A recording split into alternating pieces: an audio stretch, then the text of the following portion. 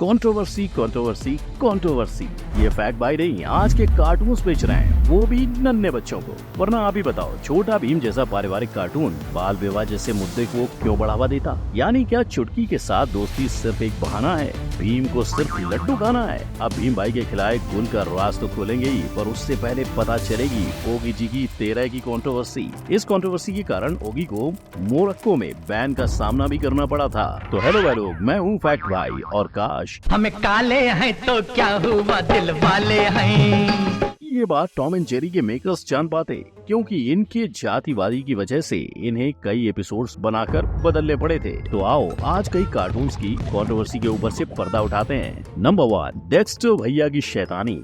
जैसे उदय शेट्टी कांदा और आलू बेचने निकल पड़े थे, वैसे ही डेक्स्टर अपने अतरंगी आइडियाज लेके निकल पड़ता है। उसके आइडियाज देखकर तो फैक्ट भाई भी कहेगा बहुत अच्छा है। लेकिन ये कार्टून भी कंट्रोवर्सी के पहाड़ों तले कुचला गया। हुआ यूं कि डेक्स्टर वालों ने एक एपिसोड बना तो डाला, पर उन्हें वो कभी लॉन्च करने का मौका ही नहीं मिला। वैसे इसके पीछे एक बड़ी वजह है डेक्स्टर में दी हुई गालियां। पर उसके पहले ये जान लो कि डेक्स्टर कार्टून के कुल 78 एपिसोड निकले थे और उनमें से सिर्फ 2 को ही बैन कर दिया गया, जिनमें से एक था डायल एम फॉर मंकी और दूसरा था रूट रिमूवर। पहले में उन्हें कॉपीराइट का सामना करना पड़ा और दूसरे में उन्हें लोगों के गुस्से का सामना करना पड़ा। ये गुस्सा इसलिए क्योंकि भैया इस एपिसोड में डेक्स्टर और उसकी बहन बिंदास खुलेआम गालियां दे रहे थे। Look, lady, that's cute and all, but let me tell you something. I make my own fucking rules. वैसे आजकल के बच्चे हर जगह ऐसे शब्द सुनते ही हैं, लेकिन बच्चों के कार्टून्स को तो बख्श देना चाहिए, राइट?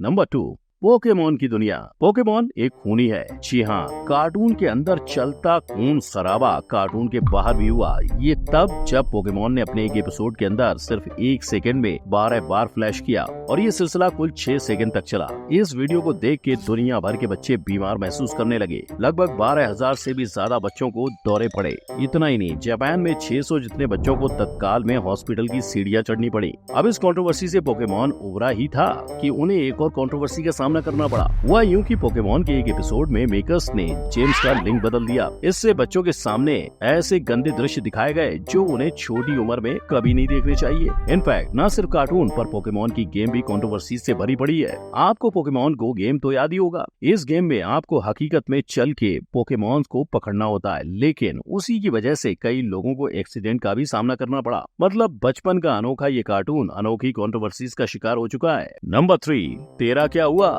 आज इंटरनेट पर 13 नंबर सर्च करोगे तो सिर्फ बुरी चीज ही सामने आएगी। शायद कलंक मूवी के फ्लॉप होने के पीछे भी इसी नंबर का हाथ हो सकता है, क्योंकि गाने में तो इतनी बार मैं तेरा जो बोला गया।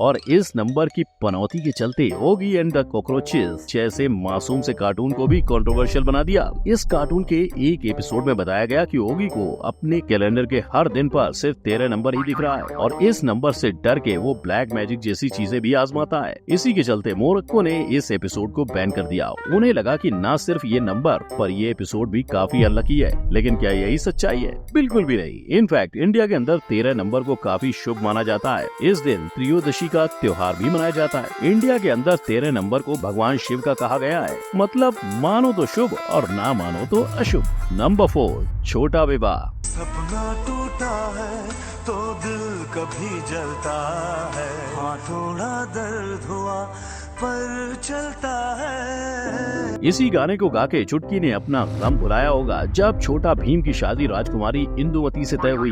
ये देख लोग भी चुटकी के सपोर्ट में आ पहुंचे। इनफैक्ट लोगों ने #जस्टिस फॉर चुटकी का नारा भी ट्विटर पर फैला दिया। किसी ने भीम को गोल्ड डिगर कह डाला तो किसी ने भीम को चीटर का टैग दे दिया। पर भाई लोग, इससे भी ऊपर एक चीज किसी ने नोटिस नहीं की।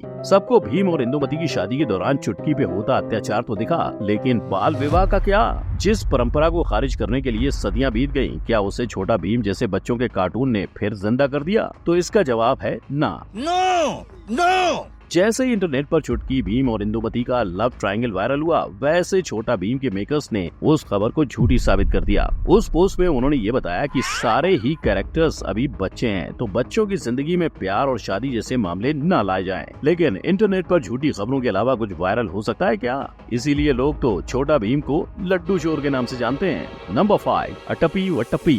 टॉम एंड जेरी जो नाम करोड़ों की जुबान पे है, वो सिर्फ एक तुक्का है। असल में टॉम एंड जेरी के मेकर्स ने एक कंपटीशन रखा कि जो भी इस कार्टून के नाम का सुझाव देगा कंपनी उसे इनाम देगी। तो बस जय कार नामक एम्प्लॉय उस इनाम के हकदार बने। लेकिन फैक्ट भाई की माने तो इस कार्टून को कभी बनाना ही नहीं चाहिए था। जी हाँ, इस कार्टून में आपको भर भर के रेसिज्म यानी जातिवाद मिलेगा। टॉम एंड जेरी के मैमी टू शूज वाले एपिसोड में एक काली औरत को हल्ला मचाते दिखा दिया।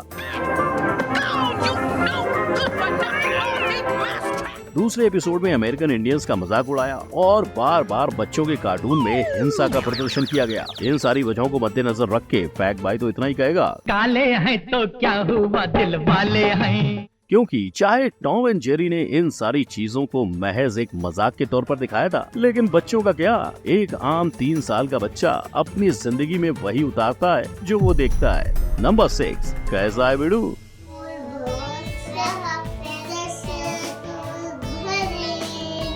ये थी 90s के बच्चों की सुबह और आजकल के बच्चों की सुबह कुछ इस प्रकार गुजरती है। आज हर एक बच्चा दिन में कम से कम 3.5 घंटे टीवी देखता है, जिसमें अक्सर डोरेमोन और शिनचैन का बड़ा हाथ है। और यहीं से दोनों कार्टून्स की कंट्रोवर्सीज भी सामने उभर के आई। सबसे पहले बात करते हैं जापानीज एनीम सीरीज शिनचैन की। एक नटखट शैतान और मस्तीखोर बच्चा अक्सर बदतमीज बातें करता रहता है। ये देखकर बच्चों पर भी असर होने लगा। बोले तो बापू इंडिया का वो भाई था जिसने अंग्रेजों की वाट लगा दी थी और इंडिया से तड़ी पार कर दिया था, समझी क्या?